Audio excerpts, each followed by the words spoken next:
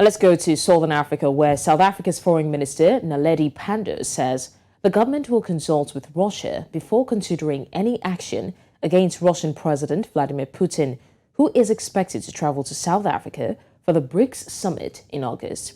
Her remarks come as the International Criminal Court, the ICC, on the 17th of March issued an arrest warrant against Putin over alleged war crimes in Ukraine.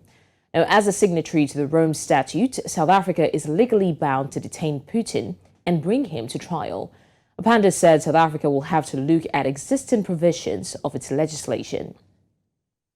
Now, joining me on the news to discuss this issue is a legal expert at the Accountability Now advocate, Paul Huffman. Thank you, Paul, for joining me. Thank you, Blessings, and thank you for the opportunity to converse with your viewers. It's always a pleasure. Now, Paul, South Africa is now stuck between a rock and a hard place with its, which is the ICC and BRICS. Which way should South Africa go next? Well, I think the rock is the ICC membership, and the cutting edge of that rock is the international arrest warrant for President Putin. The hard place is the BRICS membership, and in particular, the proposed hosting of a BRICS meeting in South Africa in August this year. So if President Putin comes to that, if the meeting is held in South Africa and he comes to that meeting, South Africa will be obliged by its ICC membership and its treaty obligations to arrest him and to deliver him to the authorities in The Hague. So that there is the hard place that could eventuate if President Putin does come to South Africa. Oh, we see that. Now, Paul, what also are the chances that this meeting with BRICS will go ahead? I mean, seeing that South Africa is expected to enforce the ICC warrant, and also bearing in mind that Putin is an important member of the BRICS, although he's not a member of the ICC. So what are the chances? Yes, Putin is quite safe from the arrest warrant while he remains at home, which is not an ICC member country, or in any other country which is not an ICC member. It's only when he sets foot in ICC territory, which is 123 countries around the world, that he would be liable to be arrested and brought before the prosecutors in The Hague. So there's many ways of skinning this cat. The first is simply to allow him to attend the meeting in South Africa remotely. In other words, like we are conversing now, he could converse on Zoom or Teams or any platform that does not require his physical presence in South Africa, and there would be nothing that the ICC could point a finger at for him doing that.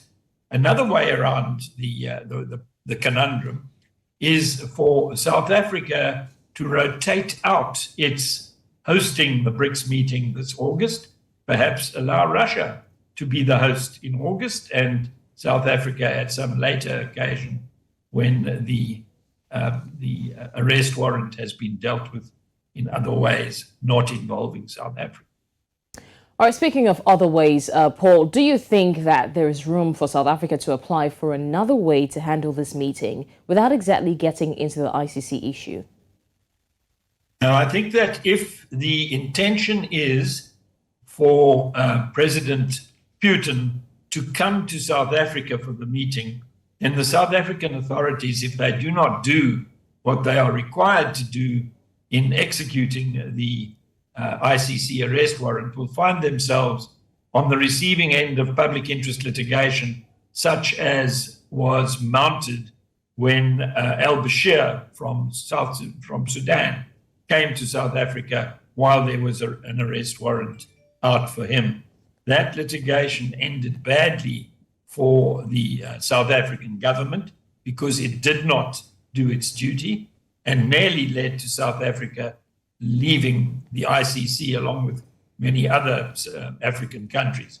But only Burundi left the ICC after that incident, and all of the other African countries, including South Africa, have remained members of the ICC And as members of the ICC, they have the rights and the obligations of ICC membership, which would involve arresting Putin should he arrive on our shores in South Africa. Okay, finally, Paul, let's take a quick look at South Africa's relationships. Now, geopolitically, we can say that South Africa has been abused by big countries. I mean, we look at Russia and China relationship, as well as South Africa's relationship by default, and they all being part of BRICS. So the question now is, where does this leave South Africa politically between the Western politics and its agreements with China as well as Russia? Yes, it is so that BRICS has been established as an alternative grouping in the world, and that grouping has become much more controversial since Russia invaded Ukraine last year.